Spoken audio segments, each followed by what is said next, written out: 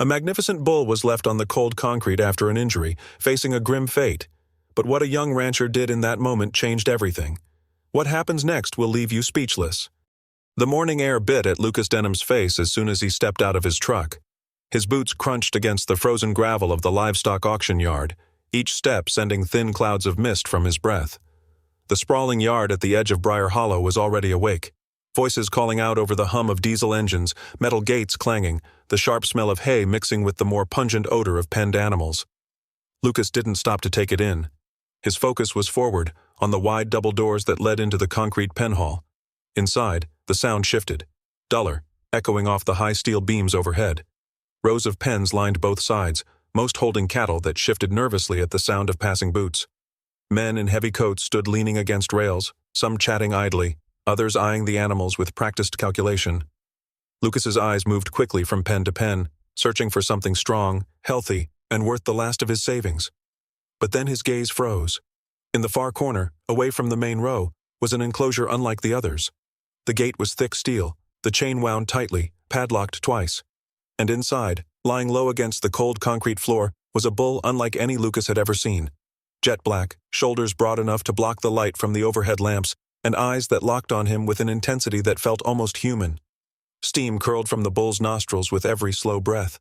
His hide gleamed despite the grime of the pen, and a heavy chain looped from a thick leather collar to the wall behind him. Lucas stepped closer, weaving between pens until he stood at the front of the enclosure. The tag bolted to the gate read in bold red letters, Lot 47, unsuitable for sale. Beneath it, in smaller print, disposition, dangerous. A voice came from his left, smooth but carrying a trace of amusement. That one's a problem, son. Lucas turned to see a wiry man in a brown coat and a battered hat, his hands tucked deep in his pockets. Brent Kaler. Lucas recognized him from past auctions. Kaler had a way of making you feel like he'd sized you up before you'd said a word. Dangerous how? Lucas asked, his voice steady but his eyes still fixed on the bull. Owner brought him in 2 nights ago, Kaler said, stepping up beside him. Didn't give much of a reason, just said he was done with him. Claims the animal's unpredictable, mean streak a mile wide. Put 2 handlers in the dirt last year. And here's the thing. Nobody wants a bull with a record like that. Can't sell him. Can't even keep him around without insurance breathing down your neck. The bull lifted his head slightly at the sound of their voices. His eyes, dark as storm clouds, seemed to measure Lucas in return. Lucas crouched a little, resting his hands on his knees as he studied the animal. There was no wild thrashing, no foam at the mouth, just a stillness, like a storm held back. What happens to him? Lucas asked quietly. Kaler's mouth twisted into something halfway between a smirk and a shrug. He's headed for slaughter by the end of the week. Not worth the feed, far as his owner's concerned. Dangerous stock doesn't make friends around here. Lucas's jaw tightened. He had come today for a bull, yes, but he had been picturing a young, proven sire, something that could breathe life back into his struggling ranch, the High Mesa. This was not part of the plan, and yet, the thought of this animal ending up in a kill pen didn't sit right. How much? Lucas asked, his eyes not leaving the bull. Kaler chuckled. You serious?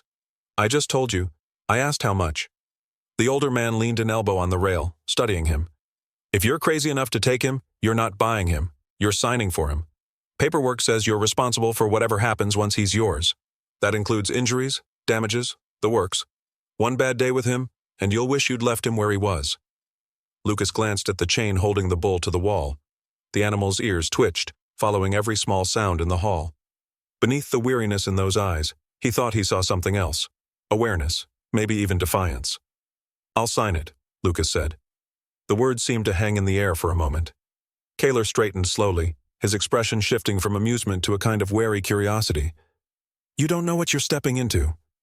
I know I'm not leaving him here, Lucas replied, his tone low but firm. Kaler shook his head and pulled a folded clipboard from his coat. Don't say I didn't warn you. He flipped to a page already marked with a yellow tab and handed it over along with a pen. Name, signature, and date. Once that's done, he's yours. As Lucas signed, he felt the weight of the choice settle in his gut. This wasn't just about pity, it was instinct. Something told him the bull didn't belong in this corner, waiting for an end he hadn't earned. The sound of metal boots on concrete made Lucas glance over his shoulder. 2 other ranchers had paused a few pens away, watching with faint smirks. One of them, a thick-set man in a gray coat, muttered just loud enough for Lucas to hear, "Let the kid try. Won't last a week." Lucas ignored them and handed the clipboard back to Kaler. The auctioneer tucked it away with a shrug. "Gate's yours to open, but I'd keep my distance until you've got him on a lead. And remember, once you walk him out of here, whatever happens is on you." Lucas stepped up to the gate, resting his hand on the cold steel. He took a slow breath, then met the bull's eyes one last time. There was no madness there, only a mix of exhaustion and restrained power. Lucas asked how much it would cost to take him. Kaler laughed, said the bull was headed for slaughter, and if Lucas wanted him, he'd have to sign away liability. Against the warnings of every rancher in the yard, Lucas agreed. What he didn't know was that someone else had an interest in keeping that bull exactly where he was, and taking him home would stir a quiet war. Forge stood in the center of the paddock, muscles tight, his head shifting from side to side as if he were tracking something unseen beyond the fence line. The morning sun was just breaking over the ridges, throwing long, cold shadows across the high mesa. Lucas watched him from the fence, a steaming mug of coffee in his hand, noting how the bull's ears twitched toward every faint sound. He had only been here a few days, but already it was clear Forge wasn't like other animals. When Lucas had brought him home, he'd expected resistance, maybe even trouble. But the first challenge was far stranger. Forge refused to eat unless Lucas was close. The moment Lucas stepped away from the feed trough, Forge would pause mid-bite, turn his head, and stand perfectly still until he returned. It wasn't fear exactly. There was no flinching, no backing away, but something closer to watchfulness. As though Forge had decided Lucas was the only point in the landscape worth trusting. Eli, Lucas's younger brother, had been the first to notice the restlessness. A quiet boy with a habit of studying things others overlooked, Eli spent hours in the pasture after school, sketching the way Forge moved.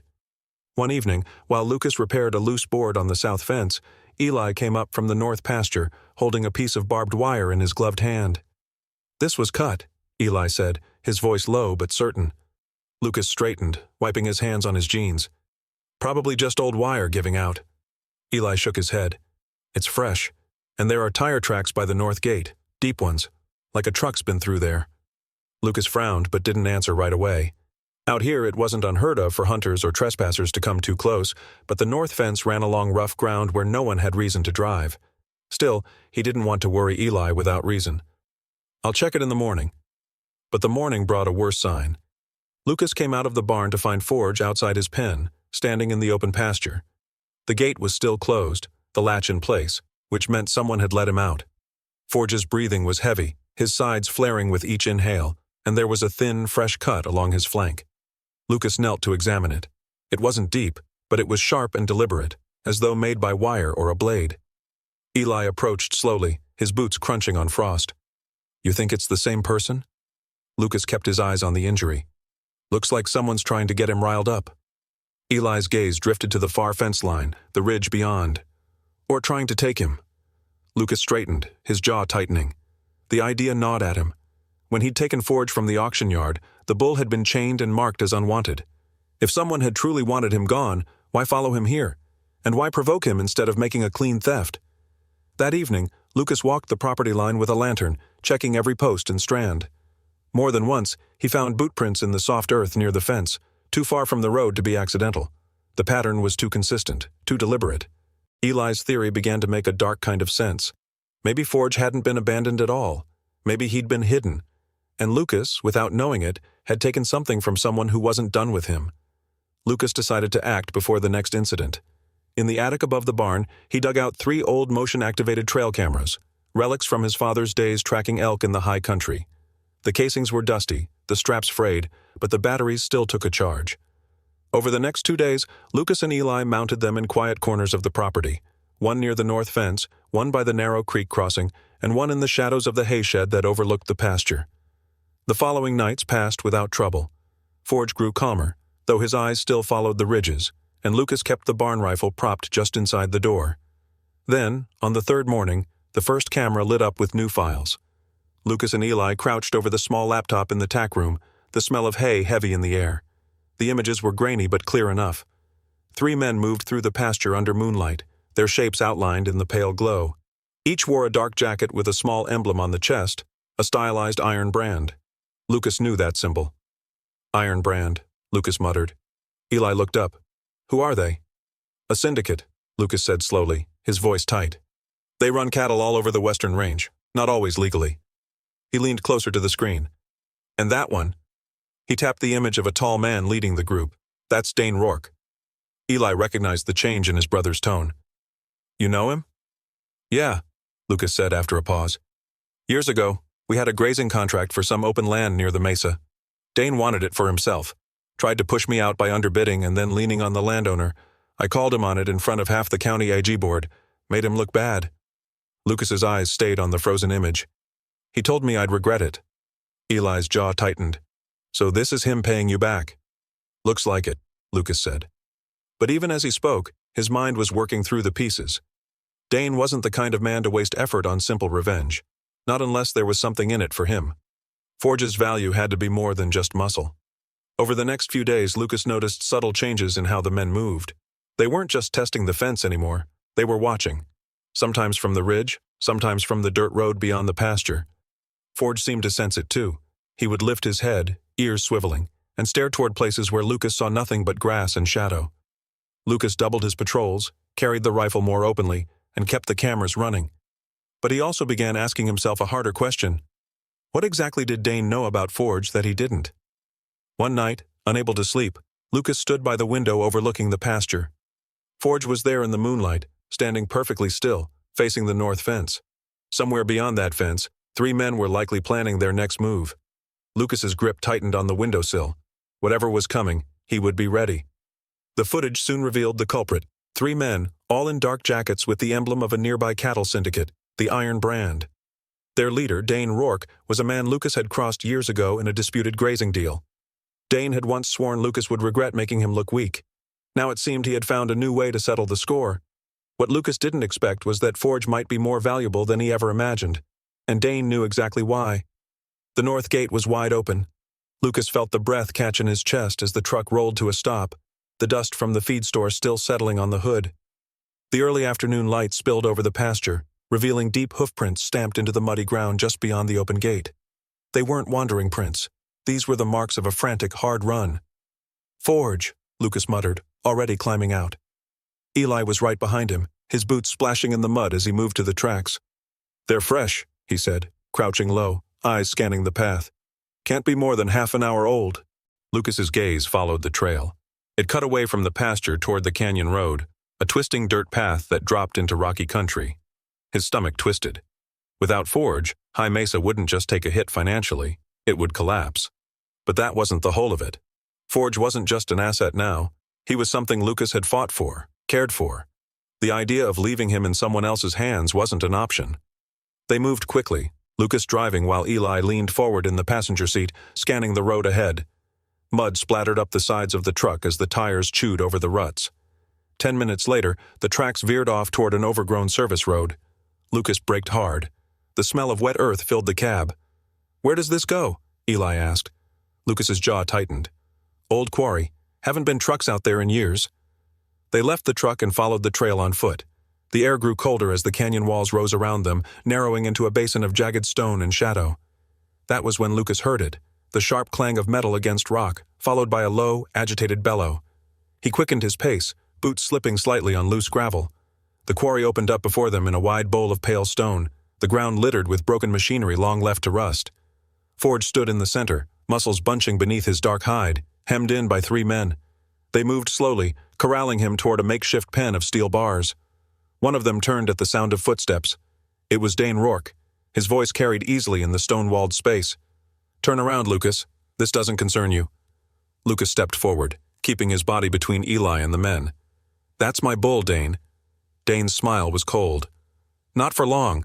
Do you even know what you've been keeping in that pasture of yours?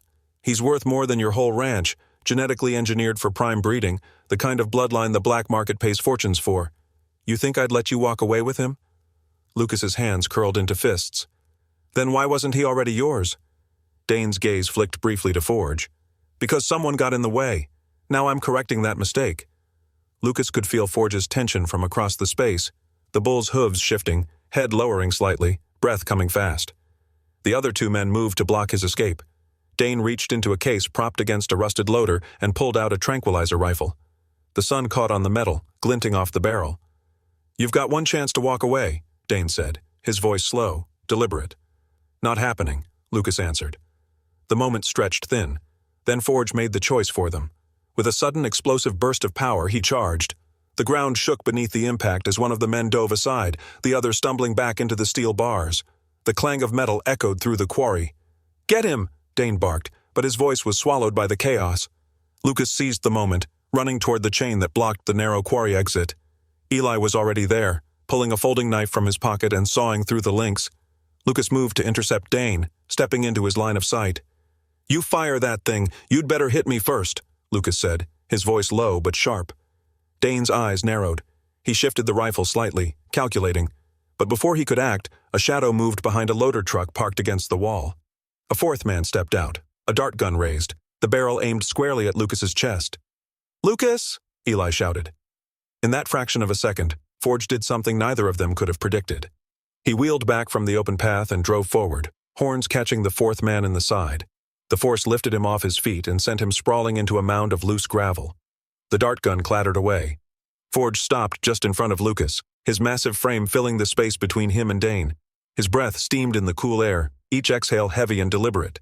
His stance was clear. He wasn't moving. Lucas's realization hit hard. Forge wasn't just fighting to survive. He was choosing who to stand with. "Eli, rope!" Lucas called. Eli, working fast, pulled the halter rope from his belt and tossed it to his brother. Lucas looped it over Forge's thick neck, the bull standing steady as though he knew it was time to leave. Dane took a step forward, but Lucas raised his voice. "Don't." The authority in that single word froze the space for a heartbeat. Then Lucas began leading Forge toward the exit, Eli right beside him.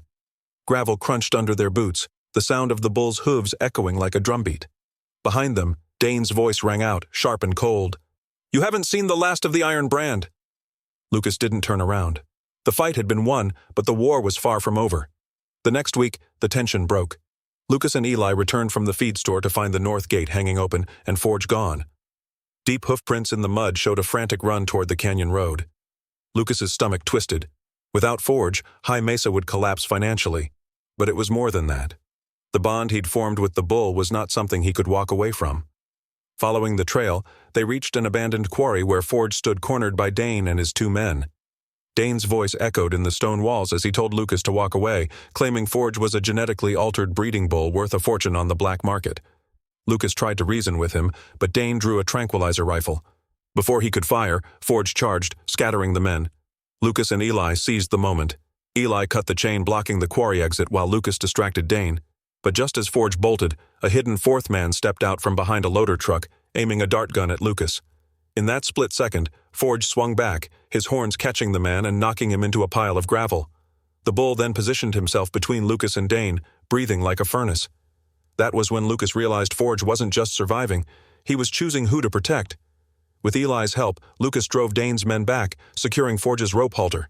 As they led him out, Dane shouted after them, warning that they hadn't seen the last of the Iron Brand. The fight had been won, but the war was far from over. The clang of a hammer echoed across the pasture as Lucas drove the last steel brace into place. Cold morning light cut through the clouds, catching the sharp glint of new fencing that now lined the perimeter of the ranch. Forge stood a few yards away, snorting softly, his massive frame calm but alert.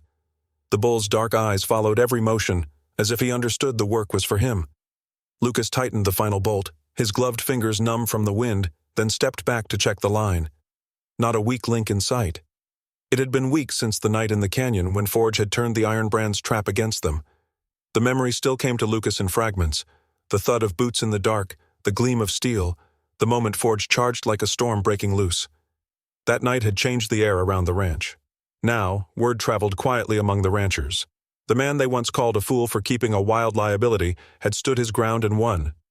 Support began arriving in unexpected ways. Men who had avoided Lucas at cattle auctions now stopped by with spare fence posts, feed supplies, and offers to help mend what the Iron Brand had tried to break.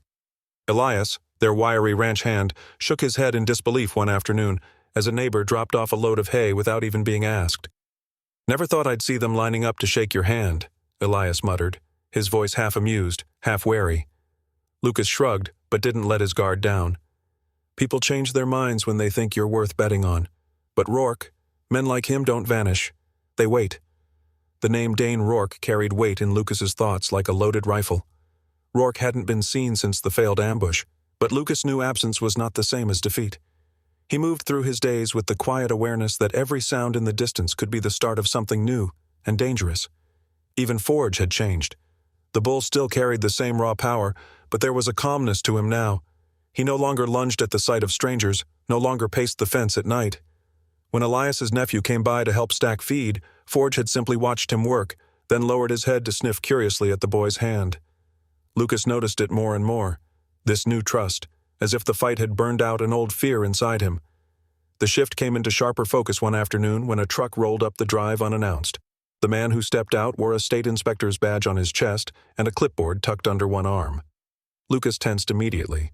Inspectors rarely meant good news, and unannounced ones often came with the sharp edge of trouble. The inspector introduced himself briskly, explaining that he was there to evaluate Forge.